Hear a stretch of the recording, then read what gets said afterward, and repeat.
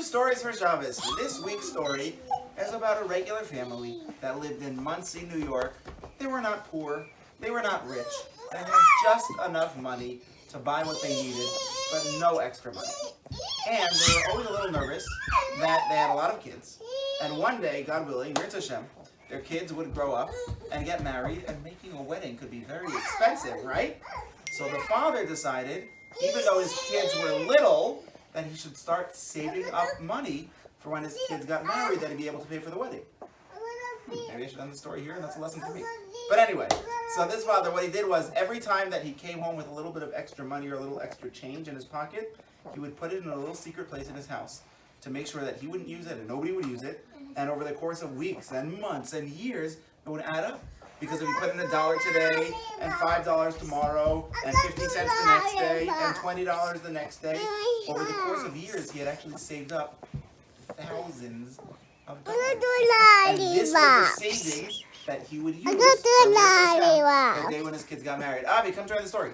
So, he kept the money in a pocket of an old coat in his downstairs closet.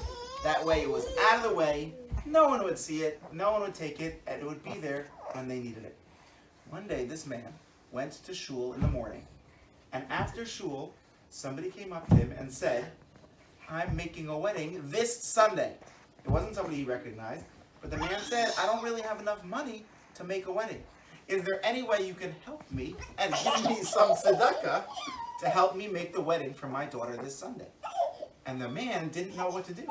Because on one hand, he didn't really have so much extra money himself to start giving lots of money to other people. And what about when his kids get married one day? Will he have enough money to make their wedding? But on the other hand, he did have some extra money in his coat pocket.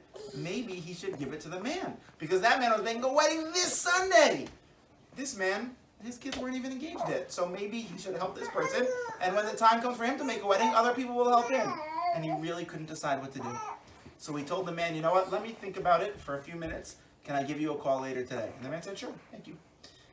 And he thought about it. Maybe I should, maybe I shouldn't. I don't really have so much extra money, but I do have some. And finally he decided, you know what, I don't have enough money to give this man. I feel bad, but he called him up and he said, "I'm so sorry. I don't have money to help you make the wedding." And the man understood. He was a little disappointed because he was so stressed by having enough money to pay for the wedding. But he said, "Thank you for considering it. I understand." But the rest of the day, the man couldn't shake it. He kept thinking, "I feel so bad. There's this man who's making a simcha, but he's very stressed about how is he going to pay for it. Maybe I should have helped him. I don't know what to do." That night, he couldn't even sleep well. He kept just thinking, there's a man, a fellow Jew, a Yid who needs some money, and I actually do have some money. I have the cash in the pocket of the coat in the downstairs closet. Maybe I should have given it to him. He woke up the next morning after not sleeping that well. He went to shul. He saw the man there again, and he decided himself, I'm going to give him the money. I want to help him make his wedding. So after shul, he went over to the man. He said, "Are you still struggling to find the money to make the wedding for your daughter this Sunday?" And the man said, "Yeah, I still don't have enough money." So the guy said to him, "I will give you $5,000. He knew that in his coat pocket at home, he had about $10,000. So he figured, you know what? I'll give him a really generous, nice gift of tzedakah, $5,000, and I'll save the other $5,000 for myself. And the man said, "Thank you so much. I appreciate it. You're such a tzaddik." He gave him a hug. He gave him a bracha. And the man felt really good that he did the right thing. So we went home. And the man was going to come by in like an hour to pick up the money. So the guy went to the downstairs closet to get the money from the pocket. The coat wasn't there. So he said to his wife, "Have you seen my gray trench coat in the downstairs closet?" And she said, "Do you mean the gray trench coat that you haven't worn in like 20 years? And he said, "Yeah, I haven't worn it in like 20 years, but it's been in the closet." And she said, "Well, I cleaned out the closet, and I figured if you haven't worn it in so long, I might as well throw it away." And the man said, "I was keeping money in there that I've been saving up for years." And she said, "I'm so sorry, I didn't know. I thought I was cleaning up. You never told me that that's where you kept the money that you were saving." And now it's gone. The man said to her, "When did you put it in the garbage?" And she said, "Just today." And he said, "What day is it? Is it Tuesday?" "That's garbage day." They had brought the bins to the front of the house, and the garbage truck was coming soon to pick it up. If it would be picked up and brought to the dumpster, it would never find it again. So the man ran outside, checked, please let the garbage still be in the bins. He opened up the bin, the garbage bag was there. He dug through the garbage bag, he found his coat, and he found $10,000. Yeah. So then, a few minutes later, by the way, 15 minutes later, guess what happened? The garbage truck came. The garbage truck came. Hashem saved him just in time. A few minutes after that, the man who was making the wedding came to pick up the money. And he said to the man, I want to tell you again, thank you so, so much.